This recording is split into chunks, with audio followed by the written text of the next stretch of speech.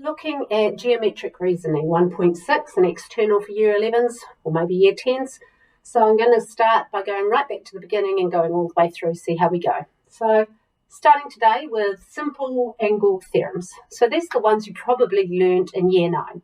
So we just have to remember that when we are doing this particular standard, we need to show all our working along the way for finding everything, because most of the time you'll be finding an angle using 2 steps. So you'll need 2 different reasons. And we need to make sure those geometric reasons go in, and we need to make sure we write them correctly. So the first one we look at is angles on a straight line. So we're given one angle and we have to find the other one, or we may be given multiple angles and we have to find the other one. But whatever the certain reason is, we need to remember that angles on a straight line, or any angles that are on a straight line, all add up together to be 180 degrees because it's a straight line. So our reason is angles on a straight line add to 180. So that's our short way of writing it. We could write it all out in full if we want to. So in this case, we'd be saying that x equals 130 because of this particular reason. All right? So we might have one that goes like this. They like this one. All right? And we're trying to find y. So we've got 3 this time. And they haven't given us this one because they put that little square box in. And what does that little square box mean? Yes, you're right.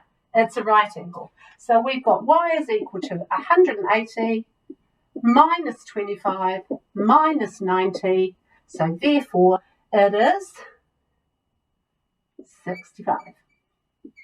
And then we'd write the reason. Angles on a straight line add to 180. Always give the reason every single time we find an angle.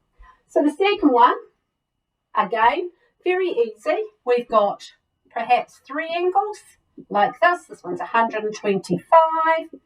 This one is 110. So what's this one? So what is angle Z? All right. So remember that the reason for this, angles at a point add to 360. What's another way of saying adds to 360? No other way. What's another way of saying adds to 180? Yes, some of you will remember it, some of you won't.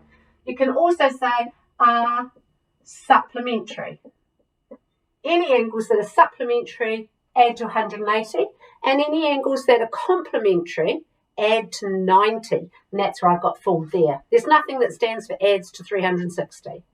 All right, so in this case, we want Z equals 360 minus 125 minus 110. So that's 235. So that leaves us with 125. And then we'd write the reasons in full. All right, every time we find an angle. The last one we learned way back then would have been this one. We like this one. So let's say that this is what we were trying to find. Make it a little bit trickier because we are in year 11. So if they said that this one equaled 35 and this one equaled 45, we have, what are they called? Yes, you're right. Vertically opposite angles are equal.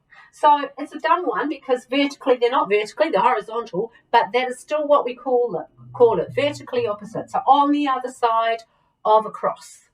So this side equals that side. X equals 35 plus 45. So it equals 80.